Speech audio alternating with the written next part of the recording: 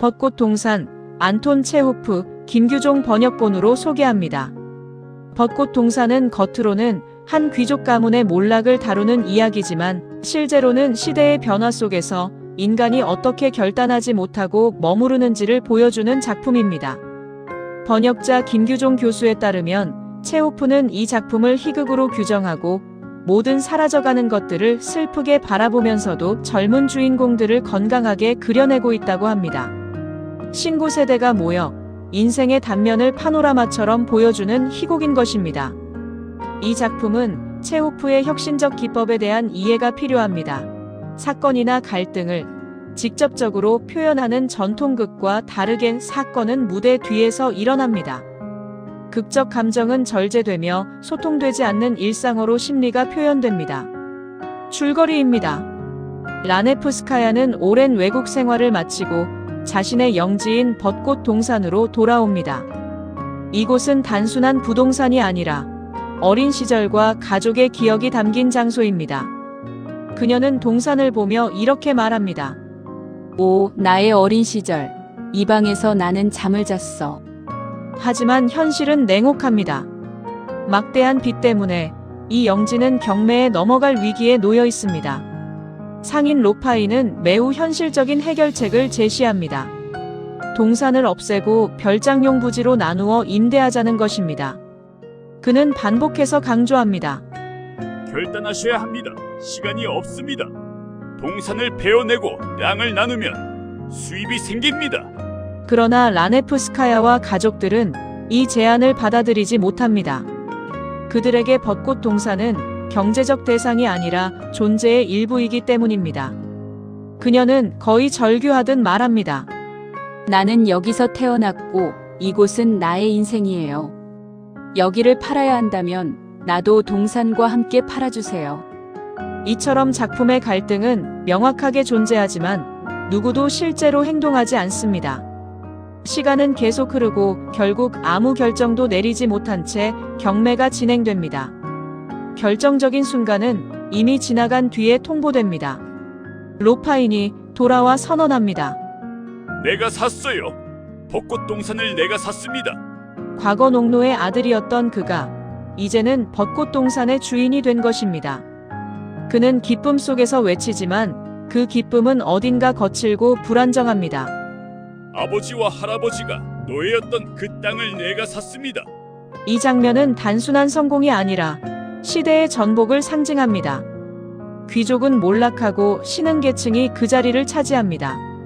마지막 장면에서 가족들은 집을 떠나고 빈 저택의 정막이 흐릅니다. 멀리서 나무를 베는 소리가 들립니다. 그리고 늙은 하인 피르스가 홀로 남겨집니다. 그는 잊힌 채 이렇게 중얼거립니다. 나를 잊으신 게야. 살긴 살았지만 도무지 산 것 같지가 않아.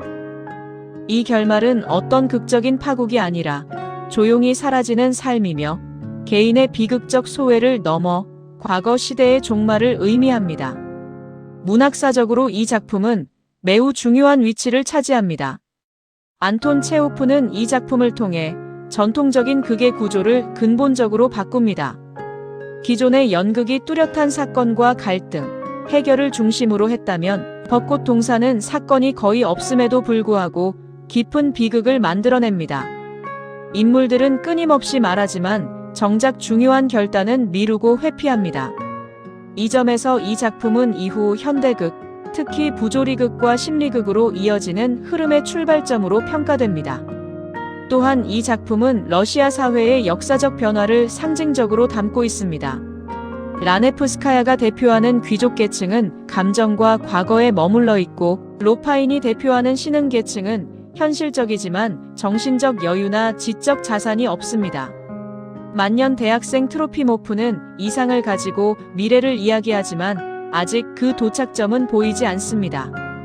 그는 이렇게 말합니다. 우리는 노동해야 하고 진리를 찾는 사람들을 전력을 다해서 도와주어야 합니다. 당신들이 현관까지만 출입을 허락하는 그런 사람들의 돈으로 살고 있다는 사실을 알아차리지 못하고 있습니다. 하지만 그 새로운 삶은 구체적으로 제시되지 않습니다. 결국 이 작품은 어느 한쪽의 승리가 아니라 모두가 어딘가 미완성인 상태를 보여줍니다. 체오프 희곡은 전 세계적으로 언제나 상연되는 좋은 작품입니다. 체오프는 시간 여행자입니다. 1904년에 사망했지만 여전히 현대적인 감각으로 읽을 수 있는 작가입니다.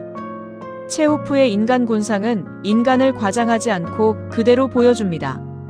인물들은 비극적 영웅도 아니고 그렇다고 단순한 희극적 인물도 아닙니다. 그들은 망설이고 미루고 감정에 머무르는 존재들입니다. 바로 지금 우리의 모습과 크게 다르지 않습니다. 또한 읽을 때마다 감상이 달라지는 작품입니다. 처음에는 몰락의 이야기처럼 보이지만 다시 읽으면 오히려 우스꽝스럽고 슬프면서 또 어떤 순간에는 이상하게 따뜻하게 느껴지기도 합니다. 체오프는 감정을 하나로 고정하지 않고 열어둡니다. 또한 이 작품은 변화의 순간을 가장 정교하게 포착한 작품 중 하나입니다. 시대는 분명히 바뀌고 있지만 사람들은 그 변화를 이해하거나 따라가지 못합니다. 그래서 더 현실적으로 다가옵니다. 정리해서 말씀드리면 벚꽃 동산은 사라져가는 것에 대한 애도이면서 다가오는 것을 붙잡지 못하는 인간에 대한 이야기입니다. 그래서 이 작품은 과거 러시아의 이야기가 아니라 지금을 살아가는 독자에게도 여전히 유효한 작품이라고 보시면 됩니다. 당신의 벚꽃 동산은 어디에 있나요? 체오프의 희비극처럼 인생의 깊이를 아는 우리가 되기를, 인간 군상을 사랑의 눈으로 바라본 체오프를 닮아가길 바라봅니다.